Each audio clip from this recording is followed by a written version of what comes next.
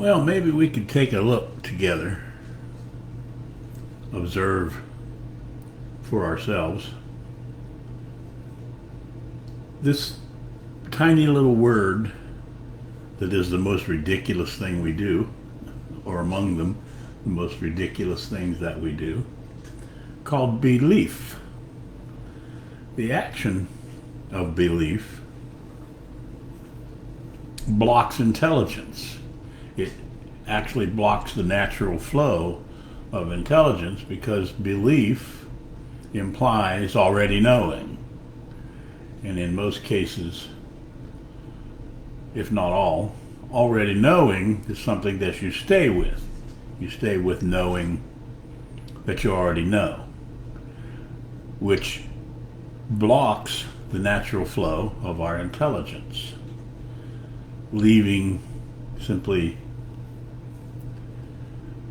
robotic people who are followers. They have to have a leader, have to have a spiritual leader, and a country leader, a physical leader, a church, a preacher, or a God, or a deity, somebody to guide us and lead us to the right place. When in actuality, if we would speak the truth with ourselves, hello Muhammad Ali, we would negate every and all beliefs that we have, every one of them. Perhaps the most detrimental belief is God belief. We're taught that snakes can talk and virgins can have babies, and the father of the deadbeat dad, if you want to use today's terminology, of the baby is hiding in the clouds waiting to send us to heaven, or hell, I mean, if we curse. So the action that we each take when we believe something is to, hello Jillian, is to bury ourselves in the space of ignorance, in the place of stupidity. Because a truth believed is a lie. Belief puts something between us and reality. And the something that it puts there is belief. That's not to say that having an opinion, saying it's my opinion that there's a God and we need to pray to her or him or whatever it might be, but have that opinion be only an opinion, simply, okay, well, maybe there isn't. The greatest destroyer, perhaps, that we could encapsulate, that we could actually use, would be, maybe I'm wrong, maybe there isn't, maybe it's my mistake, this thing, this opinion I have, or this belief. Because if you hold an opinion for long enough, hold on to it tightly, it formulates itself into a belief. That's much deeper than this, because for thousands and thousands of years, we've been forming our beliefs. And then they're passed on from generation to generation to generation. So the moment we're born, shortly after we're born, we accept the world that our parents offer us, which is the world they accepted from their parents on back thousands of years. And that consciousness has a full set of beliefs already built into it. You believe that you have shame, and you believe you're a sinner, and all these nonsensical beliefs that literally stops us from being able to see the truth for ourselves. In a certain sense, if we could, each one of us, create the wheel, then we would actually, each one of us, be responsible for ourselves. But we don't. We take the word of somebody else, the word of the preacher, the word of the president, or whoever it might be, and instead of experimenting, instead of discovering the truth for ourselves, we believe. We say, okay, I believe there's a God, I believe snakes can talk, and virgins can pop out those babies, and the baby can become a water-walking winemaker. So it's actually the opening of the possibility to believe things that's the greatest deterrent we have to peace on earth, internal peace first for ourselves, and then peace on earth. That causes us, being frozen in belief, causes thinking to think us. The belief begins to think us. In other words, for the religious people, they got to run to the Bible, and they say, well, here, it says right here, God killed all the firstborn boys. He's an all-loving God. That's why he killed all the firstborn boys. So the people take this antiquated, changed thousands and thousands of times, rewritten and rewritten. We end up with, I guess the most current one is the King James version. The king had got some of his boys together and said, here, let's write this Bible so that everybody knows what to do and what not to do.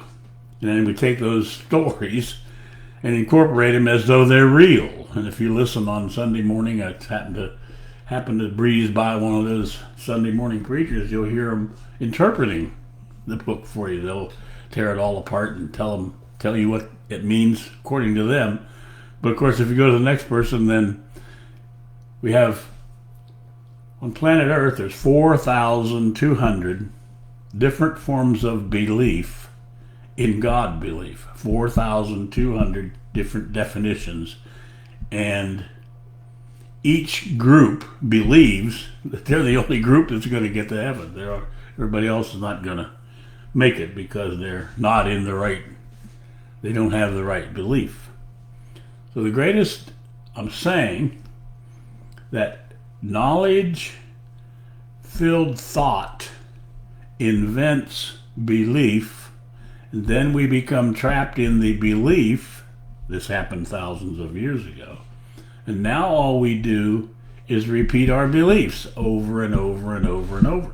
And if somebody comes along, some idiot nutcase like me, and challenges it, then it's laugh at that person, or for sure don't listen to them. If you'll see the amount of people that listen to these tapes that I do, you'll see very few. Out of the 7 or 8 billion people, the percentage is way low. 100 people maybe listen occasionally. So the true secret to life is to speak the truth. And as I have said so many times before, the first truth you need to speak is your entire life has been a lie. You've been born in and of, forced into, if you will, belief. And you are a liar because you are not speaking from yourself. Your thinking is doing the thinking for you. You're already lost in your belief. So if you care to experiment with this, it would be perfect if you do, then begin with your beliefs and negate them. Erase them. Say, well, maybe they're not, maybe that's not true. Maybe I'm wrong. Maybe I've made a mistake here. The true end result could be that you negate, you completely delete our entire history, yours, mine, or collective history. From there, you would then have a blank slate from which you then, for yourself, on your own, with nobody directing you, no preacher, no deity, no guru, nobody, anything directing you, then you can begin discovering for yourself what it means to live your life. Because right now, you have been existing. By existing, I mean living your life from belief. The eradication, deletion, erasure of belief will begin your freeing of yourself. You'll end up then being free. you will have internal peace. From there, we can collectively, if you will, create collective peace, peace on earth. Even this, I mean, on earth, on the Bible it says peace on earth, goodwill toward men. I don't know what that goodwill toward men means, but peace on earth means to say people who are peace for themselves, peaceful within, no violence within, are those people who will bring forth peace on earth. It cannot be brought forth by people who have gun, bomb, bullet, manipulation, anger, jealousy, greed. None of those things, because they're all have their core in violence, none of those things can bring forth peace on earth. Internal peace first, of course, and then peace on earth. The only manner in which we can manifest individual peace and then collective peace is to end our belief, is to speak the truth about our life, that we live our lives in belief, keeping in mind that all belief is a lie. Belief makes a lie out of the truth. The truth lives only in the present, in the now, and is ever rejuvenated in the now. It's never listed, never living in the past nor the future. It's always in the now, and it needs to be seen in the now as truth before you speak it. Anyway, I've gone on long enough, it would seem, almost 12 minutes of jibber-jabber babbling, however you want to put it. So each of you folks, if you care to experiment with this, it would be perfect. Start off with seeing that your life is entirely encapsulated. You're caught, you're trapped in belief. By the way, language is one of the biggest parts of this trap called belief that we have. Obviously, language was already here before you were born. And then you're forced, if you will, to accept language in order to communicate with one another. And what I'm speaking here right now today, and have been for 41 years, doesn't have a language to it. The actual language would be you don't already know what something is before or when you hear it. In other words, you would question, listen through not knowing. When you have belief and you already know, then you listen through your belief and what you already know, so you don't hear what's spoken. So in a very real way, the probability is you haven't heard maybe 1 or 2% of what I've said. And by the way, I was about to sign off and then I got started on another part of all of this, because I could talk about this stuff for the next 100 years and never repeat myself. Because the only way you repeat yourself is if you repeat it without seeing the truth of it first. When you speak it from being the truth within your own view first and then speak it, that's the truth. If you repeat what somebody else says, if you read the truth will set you free and then you tell somebody else the truth will set you free, that's a lie, because you have not seen it for yourself. A perfect experience of discovering every belief that you hold and eradicating them, erasing them, disappearing them, poof, poof, poof, like that, off into the wild blue yonder it goes. No longer trapped in language-filled knowledge, thought, invented belief.